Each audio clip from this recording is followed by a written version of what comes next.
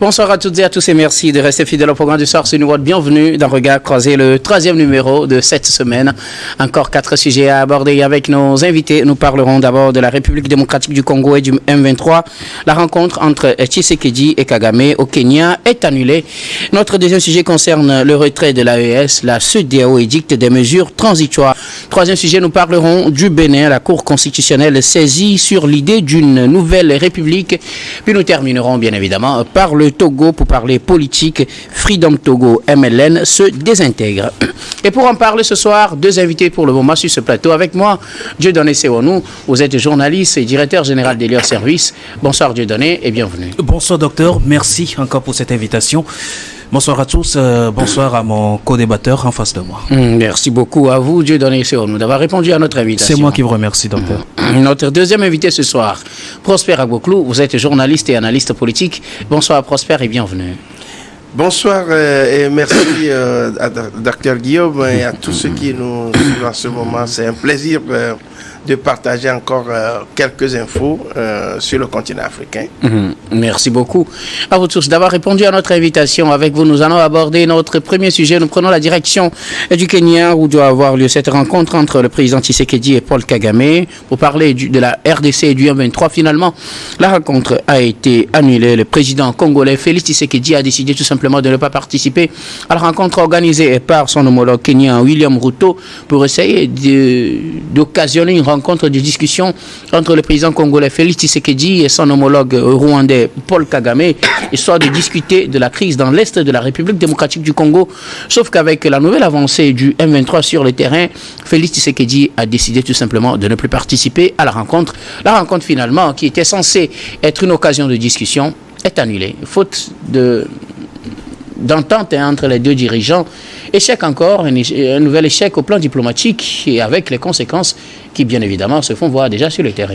Oui, un nouvel échec avec des conséquences désastreuses. Ça, il faut le dire, d'hier à aujourd'hui, ou alors il y a cela 3 jours. Jusqu'à ce matin, on compte des morts par centaines et une partie du territoire de la République démocratique du Congo occupé par le M23, accompagné, malheureusement, ce qu'on disait tout bas, aujourd'hui se dit tout haut, accompagné, appuyé d'ailleurs par des éléments rwandais. C'est la catastrophe, c'est le désarroi absolu. Vous voyez des populations qui sont obligées de fuir leur milieu d'habitation allant où ils ne savent pas encore, malheureusement. Ce qui se passe dans cette partie de la République démocratique du Congo est tout à fait déplorable.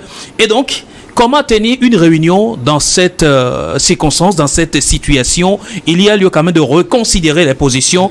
C'est vrai que sur le tapis, il faut une discussion concrète maintenant pour ramener les positions et ramener la paix, notamment à Goma ou alors dans l'est de la République démocratique du Congo. Tout était en marche pour que cette rencontre puisse tenir, mais la nouvelle donne a été cet envahissement, est-ce que je dirais d'envahissement, ou alors cette agression spontanée qui s'est passée dans l'est de la République démocratique du Congo, qui a complètement renversé et chamboulé les dispositions qui sont mises en place. Qu'est-ce qu'il y a lieu d'attendre encore? Alors c'est une manière aussi de comprendre que la diplomatie en réalité joue un jeu qui n'est pas assez clair dans cette situation. Alors si toutes les fermetés ont été mises du côté des discussions ou alors des négociations pour atteindre le véritable objectif qui est de réinstaller la paix dans l'est de la République démocratique du Congo, je pense que on n'en serait pas là aujourd'hui, mais malheureusement c'est comme la discussion a été prévue sur un fond de sable et malheureusement ça a chamboulé, ça a commencé par donner ce que nous sommes en train de voir depuis sur les écrans, des fumées noires et des morts qui sont comptés par centaines. C'est déplorable. Alors Prosper Agboklou, la rencontre devrait permettre à Félix Tshisekedi de rencontrer son homologue rwandais Paul Kagame.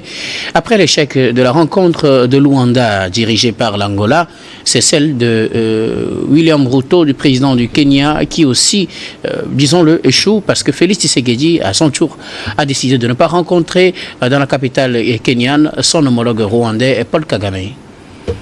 Bon, pour moi, la question est de savoir est-ce que réellement le Congo est en guerre avec le Rwanda. c'est la question qui me taraude l'esprit depuis un certain temps.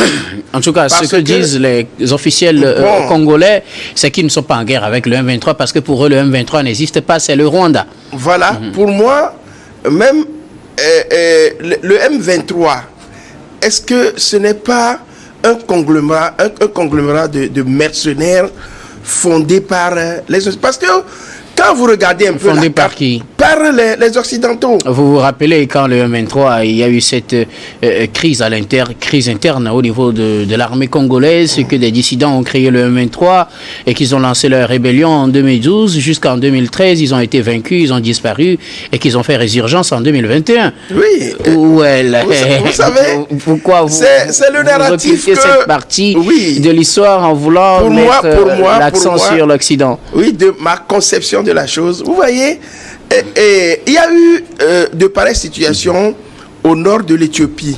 Les rebelles du Tigré. Ça s'est réglé comment? Je rappelle que cette guerre a duré pendant des années. Ça a Oui, fait au mais moins ça, 2 ans. Cette guerre a fait 2 ans. Une guerre à huis clos en Éthiopie. Mais est-ce qu'on n'est pas arrivé à trouver des solutions? Aujourd'hui, il y a Après plusieurs morts. Il y a un conciliabule entre le gouvernement et les rebelles, dit-on, parce que c'est nous à qui on apprend les rebelles. Moi, je les appelle des mercenaires formés par les Occidentaux. Parce que quand vous regardez, moi, j'ai déplacé mon observation vis-à-vis donc de ce que nous disent ceux qui disent les grands analystes, politologues, tout ça là. Parce que c'est des gens qui ont des intérêts. Et quand il y a des intérêts, il y a vraiment, excusez-moi le terme, entre griffes, des mensonges qui sont narrés et à qui on fait croire que la vérité c'est de là. Comment on peut s'asseoir, cette grande ONU-là, qui s'assoit avec le Conseil de sécurité, on pose des jalons pour régler une situation et les gens sur le terrain avancent. Bon, à quoi sert alors l'ONU dans le règlement des crises? Vous savez qu'il y a eu la MONUSCO, tout ce Bataclan. Alors rapidement, on va revenir sur la rencontre. Oui, la rencontre, c'est ce que je dis. C'est pourquoi j'en viens. Pour moi, c'est une guerre comme on appelle, de conquête pour les minerais qui sont dans l'est du Congo. Ça, on le sait. Maintenant, qui commandite cette guerre? C'est ça qu'on n'est pas souvent d'accord. Est-ce que vous pensez que Tshisekedi lui-même, est-ce qu'il est dans une, je dirais, comment on peut le dire, est-ce qu'il voulait réellement exprimer ce qui se passe? Parce que où se situe la RDC aujourd'hui? Est-ce que c'est en Afrique centrale? Parce que entre-temps, c'est à Luanda. La RDC fait partie des deux communautés. Voilà, donc si elle vacille. Et pour l'Angola, c'est sous l'égide de l'Union africaine. Oui, sous l'égide de l'Union africaine. Et ça n'a pas marché. Ouais. Maintenant, ils se sont déplacés vers le Kenya. Il y avait le processus du Kenya aussi qui était là. Mais tout ça là ne marche pas. Parce que moi, je dis, les commandes sont téléguidées d'ailleurs. Moi, j'ai cette conviction que si c'est une guerre entre... Parce que Kagame est utilisé comme, je dirais, un fusible. C'est-à-dire qu'il est là, Kagame ne fait aucune guerre. Parce que comment se fait-il qu'on peut accepter qu'un pays qui ne produit pas des minerais tels que le cobalt et autres là puisse être un vendeur de cobalt? À qui profite le crime? C'est ça la question. Pour moi, Kagame n'ira pas là-bas, comment on appelle, Tshisekedi n'ira pas. Même si on convient qu'on va se rencontrer à Lomé ou ailleurs, les deux ne viendront pas. Alors, je veux comprendre une chose. Quand vous dites cela, je rappelle que tout récemment, Tshisekedi était à Luanda avant que Kagame ne vienne pas. Parce que... voilà. Oui, ça ne va jamais se passer. Ils ne sont pas les... Alors, je veux comprendre une chose. La crise est déjà là, elle est en cours en République démocratique du Congo. Voilà une occasion pour discuter, parce que le président Tshisekedi a dit qu'il ne discute pas avec les rebelles du M23. Au moins à cette rencontre de Nairobi, ce n'est pas le M23 qui est convoqué, c'est le président Kagame qui est convoqué. Voilà une occasion en or pour le rencontrer, pour lui dire des vérités en face. Il dit parce que le M23 a avancé sur le terrain, a pris Goma, donc on n'avance plus, on ne va plus en discussion. Non, mais est-ce que c'est la meilleure solution selon vous? Non mais écoutez, qu'est-ce qui prouve que le président rwandais serait à cette rencontre? Ça, on ne sait pas encore. Mais je vous rappelle une chose, le fond du positionnement du Rwanda est lié donc aux conséquences du génocide de 1994. Oui. Ça, c'est des choses qu'il ne faut pas oublier. Et le Rwanda estime que des anciens génocidaires se sont réfugiés à cette partie de la République démocratique du Congo et seraient en train de... Le FDLR. Bien évidemment, serait en train de combattre aux côtés de la République démocratique du Congo et d'où il faut peut-être neutraliser ces gens-là par l'intermédiaire du M23. C'est moi qui suis en train d'expliciter des soupçons, bien évidemment, mais voilà le schéma en réalité. Alors en soi, le Rwanda ne se positionne pas en tant qu'ennemi de la République démocratique du Congo, Mais le fait pour des raisons de défense. bien évidemment. Alors, et donc malheureusement... si c'est pour des raisons de défense, permettez, hein, si c'est pour des raisons de défense, le FDLR n'a pas encore attaqué le Rwanda. Peut-être on aurait pu comprendre une force en attente ou un M23 qui reste sur ses gardes en attendant, dès que le FDLR bouge, le M23 attaque. Mais là, le FDLR n'a pas encore attaqué le Rwanda. Et voilà le M23 qui progresse jusqu'à Goma. C'est là la complexité de la situation. C'est là qu'il faut comprendre que les objectifs ne sont pas, comment dirais-je, uniques. Il y a de dimensions plurielles pour des objectifs ou alors qu'on peut voir dans cet état de choses. Lorsque je parlais tantôt des anciens outils qui seraient du côté de l'Est et que le Rwanda veut attaquer à tout prix. Est-ce qu'en soi, l'objectif premier du Rwanda, c'est aussi le sous-sol qui est convoité, mais il faut réussir encore à régler ce compte-là, malheureusement, et donc l'appui du Rwanda pour le M23. À un moment donné, vous avez vu que le Rwanda tente d'imposer le M23 en termes de discussion face à la République démocratique du Congo, ce qui ne devrait pas être possible. Pour le Rwanda, ce n'est pas le Rwanda a toujours nié son intervention, donc estime que ceux qui interviennent sur le terrain, c'est avec eux qu'il faut discuter. Tout le monde reconnaît quand même que le M23 intervient sur le terrain, même si en dehors du M23, on parle de l'armée rwandaise et parfois aussi de l'armée ougandaise, on sait quand même que le M23 intervient sur le terrain. Pourquoi ne pas accepter de discuter avec le M23 ou bien pourquoi ne pas accepter d'aller discuter avec Kagame? Il y a un commanditaire. Le commanditaire aujourd'hui... Et c'est qui? C'est le Rwanda, de toutes les façons. Pourquoi ne pas discuter directement avec le Rwanda à Nairobi, comme le demande le président Ruto? Non, j'avais posé une question au départ. C'est que Tshisekedi a refusé. Aujourd'hui, Tshisekedi a refusé parce que on est devant un fait accompli.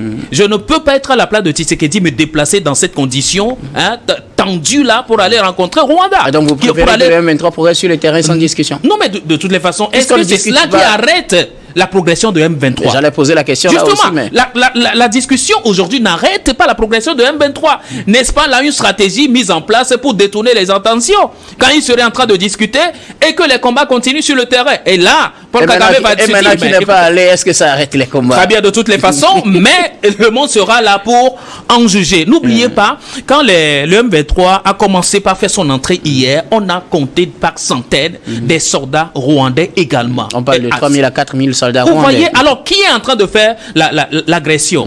Et c'est le Rwanda qui est en train de commanditer cette situation avec des objectifs très précis et commandité aussi par ailleurs. Merci beaucoup à vous. Je dois laisser, il nous reste très peu de temps. Prosper a beaucoup ce que je veux comprendre. Quand on dit que le Rwanda est dans cette guerre, que le Rwanda est impliqué dans cette guerre, voilà une occasion en or, comme le fait Félix Tshisekedi, d'aller dire ces vérités en face à Paul Kagame. Oui, et c'est ce que je disais. Pourquoi avoir raté cela? Ce que je disais, Tshisekedi est contrôlé par, je dirais, des réseaux. Et Tshisekedi sait que la guerre là n'est pas entre la RDC et le Rwanda. C'est une guerre de proxy. C'est une guerre entre la RDC et le M23 ou bien il n'y a pas le M23? Le M23 pour moi n'existe même pas. Je dis c'est un réseau, c'est un conglomérat de mercenaires. Répondez clairement à la question. Oui. Le M23 n'existe pas, la guerre n'est pas avec le Rwanda aussi, alors c'est avec qui? C'est avec, vous savez, je vais vous rappeler une chose. Donnez-moi tout simplement le nom. Oui, non, moi je vais rentrer un peu dans l'histoire. En 1990, les États-Unis ont dit qu'ils vont diviser la RDC en 5 États. Et c'est ce qui s'est passé avec le Soudan. C'est juste pour faire la part belle. On crée l'arrivée des Chinois. Vous savez ce que vous avez entendu, ce que Trump a dit quand il est arrivé au pouvoir, qu'il va conquérir la mer de Chine.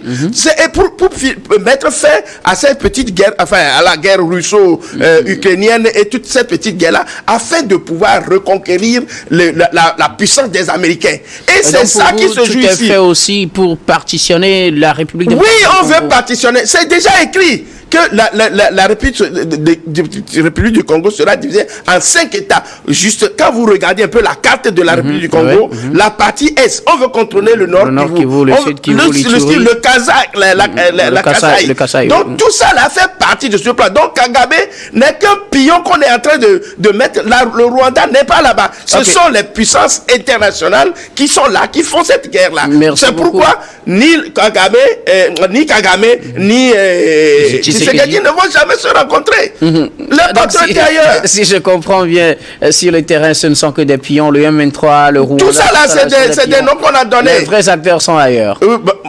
Les acteurs sont ailleurs. Merci beaucoup à vous tous pour vos contributions. Nous avons compris votre position. Nous allons marquer la première pause, puis on reviendra tout à l'heure pour la suite de cette émission.